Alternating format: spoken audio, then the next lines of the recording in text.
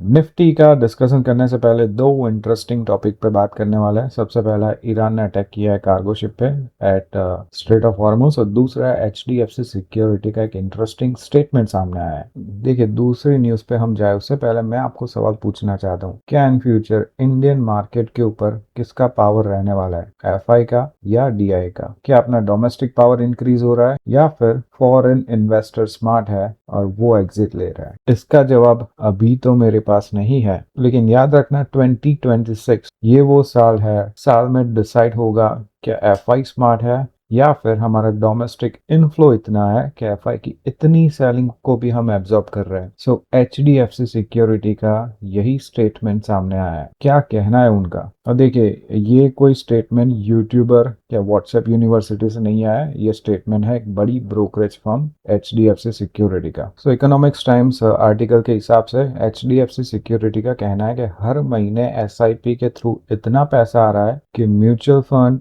Insurance company, domestic institution मिलकर FI की selling को आराम से एब्जॉर्ब कर रहा है। मतलब पहले एफआई मार्केट को डायरेक्शन देते थे, अब शायद इंडियन इन्वेस्टर भी उतनी ही बड़ी फोर्स बन गए है। सो एचडीएफसी सिक्योरिटी का इतना बड़ा स्टेटमेंट, उनका कहना है कि आज इंडियन मार्केट को एफआई नहीं, डोमेस्टिक इन्वेस्टर सपोर्ट कर रहा है। हर महीने एसआईपी के थ्रू हजारों करोड़ों रुपया मार्केट में आ रहा है। अब क्वेश्चन ये है, क्या सच में एफआई की पावर खत्म हो रही है या हम सिर्फ बुल मार्केट के नशे में हैं? आपका ओपिनियन क्या है, कमेंट में मुझे जरूर बताना। चलिए एक एग्जांपल से समझते हैं कि समझ लो कि आज मार्केट में एफआई ने लगभग 10 से 15 हजार करोड़ की सेलिंग की। ये सेम सिचुएशन अगर 10 साल पहले बनती तो मार्केट क्रैश कर जाता। जो अभी कॉस्पी का, जो अभी निक्केई का हाल है, वैसा सेम हाल हमारे इंडियन मार्केट का होता। लेकिन मैं मानता हूं कि अपना इंडियन मार्केट बन चुका है हाथी, इसको तोड़ना बहुत मुश्किल है। क्योंकि पहले एफआई की सैलरी आती थी तब बायर ही नहीं थे, लेकिन आज क्या हो रहा है, जैसे ही सैलरी आती है एसआईपी ऑटोमेटिकली कट हो जाती है, म्यूचुअल फंड के अकाउंट में पैसा आ जाता है और वही पैसा मार्केट में इन्वेस्ट हो रहा है। मतलब एफआई सेल तो कर रहा है लेकिन सामने बायर ऑलरेडी खड़ा है। इसलिए एफआई की इतनी सेलिंग के बावजूद निफ्टी मिड कैप देख लीजिए,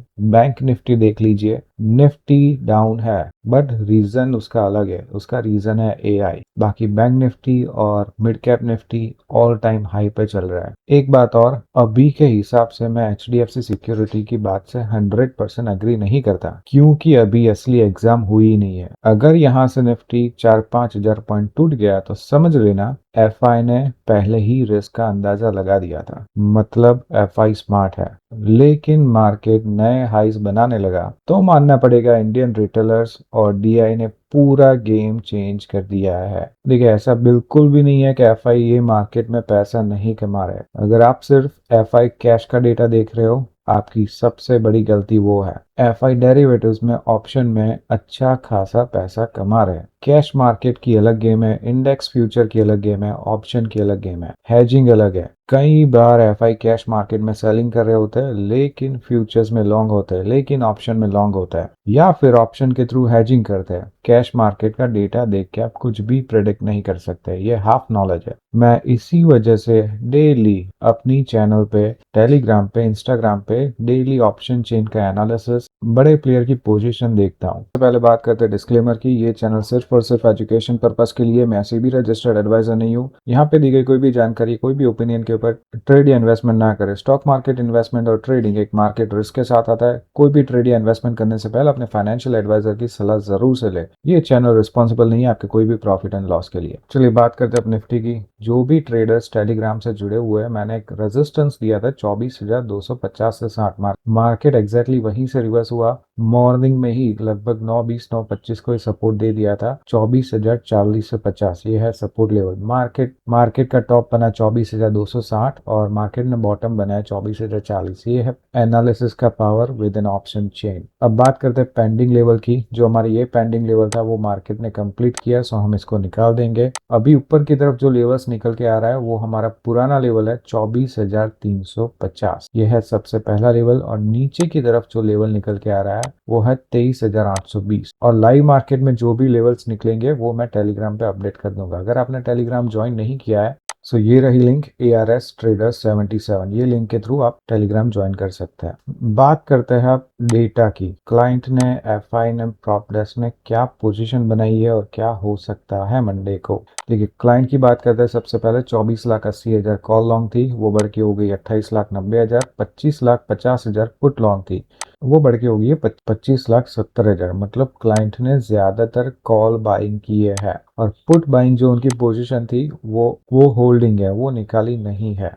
let's check the FI data. FI का ऑप्शन का डेटा देखे तो 8,45,000 कॉल की राइटिंग थी, वो बढ़ के हो गई है 9,15,000। 5,75,000 पुट की राइटिंग थी, वो बढ़ के हो गई है 5,90,000। मतलब ज्यादातर कॉल की राइटिंग की है गुरुवार को। Let's check the prop desk data. Prop desk का डेटा देखें, सबसे पहले देखते हैं कॉल राइटिंग का डेटा। 7,70,000 कॉल की राइटिंग थी, वो बढ़ के हो गई 8,50,000। 10,15,000 पुट की राइटिंग थी, वो घट के रह गई है 9 लाख। मतलब पुट की राइटिंग क्लोज की है और ज्यादा कॉल की राइटिंग की है। मतलब मंडे के लिए FI एंड प्रॉप डेस्क दोनों बियरिश है। क्लाइंट को मैं बुलिश नहीं मानूंगा, बट क्लाइंट का डेटा मैं बोलूंगा न्यूट्रल है, क्योंकि पुट की बाइंग जो उनकी थी वो होल्डिंग है और कॉल बाइंग गुरुवार को की है। सो क्लाइंट का डेटा है न्यूट्रल। लाइव मार्केट में लेवल्स जानने के लिए you can join Telegram level, link it's below in description. Thank you for watching, bye.